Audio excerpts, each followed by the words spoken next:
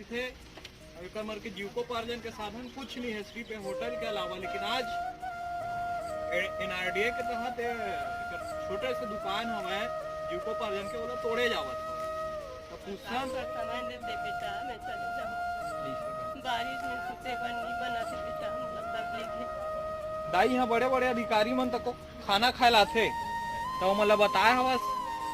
बताओ बेटा इसे काय कहना है ऊपर खाबो दाई से चल दे बेटा दाई हम कहाँ खाबो इसे का बेटा मन दोनों झरी था तुम अंदाई बाबू जगतन बेटा बेटी में ससुराल चल दिए मैं भी घर हो जाता था बेटा एक से डोकरा डोकरी बेटा को मन पर हम पर खाता पर मन नहीं दे जी एक साधन ही है रे की बेटे है नहीं जी एक साधन ही बेटा कहीं नहीं खेत नहीं खानी कहीं नहीं